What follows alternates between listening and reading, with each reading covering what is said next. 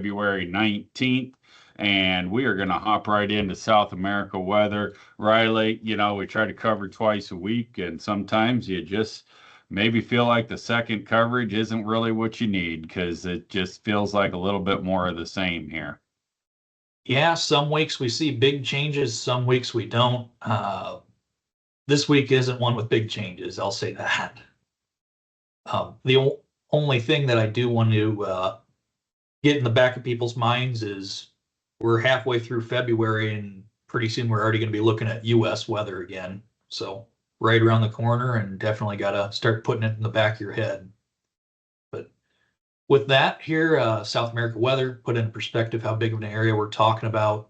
First crop, we're looking at anything from Mato Grosso all the way down through central Argentina. Taking just this region of Mato Grosso on a US map, almost the whole Midwest, big area, guys. You cannot summarize weather in one sentence in South America. With that said, 1 to 5 day temperatures, very similar to what we were looking at on Tuesday. The same region that's been hot is staying hot. Everywhere else, pretty mild. Mato Grosso do Sul, which is this region just to the south of Mato Grosso, there has been some talks in this western region of some crop issues from the heat, and they haven't had quite as much rain as from the north. It's not a new thing, but it is starting to be discussed a little bit more. 6 to 10 day temperatures are looking to die down a little bit. We saw this on Tuesday. This is nothing new. Be curious to see next week if maybe the heat actually stays in longer than intended.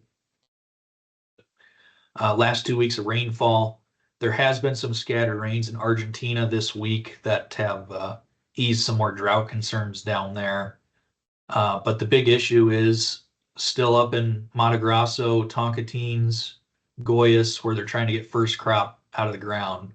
The rain's continuing to slow them. So that's not a new thing. We talked about it pretty in depth on Tuesday. Next 5 days, rain still in the forecast in a lot of regions except central to southern Argentina. That's the one caveat starting to come into play, but most regions looking to get enough rain to at least tide them by, or for the areas in the north, rains that they want to be missing that they're not. So a 6 to 10 day actually shows Argentina drying up pretty significantly. That was still shown on Tuesday. That's not a new thing being added into the forecast.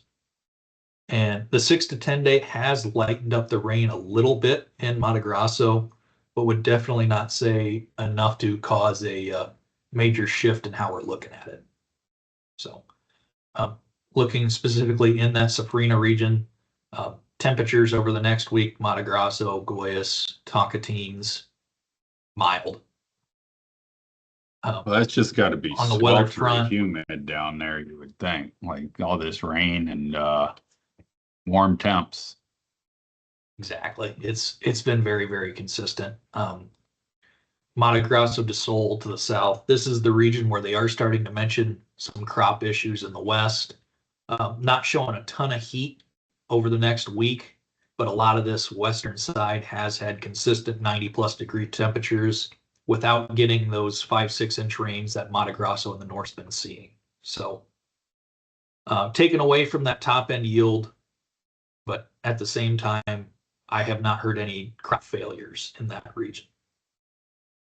So 1 week precip, this is also another reason I'm not taking the stories too seriously.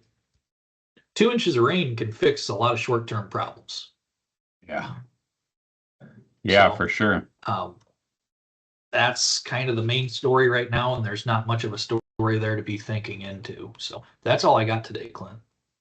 Sounds good, Riley. I appreciate you putting the maps together. Thanks to Marcus Weather Group for the maps. If you want, you can check us out at MidwestMarketManagement.com. Thanks a lot and have a great day.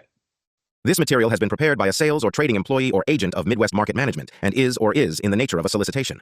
This material is not a research report prepared by of Midwest Market Management Research Department. By accepting this communication, you agree that you are an experienced user of the futures markets, capable of making independent trading decisions, and agree that you are not and will not rely solely on this communication in making trading decisions.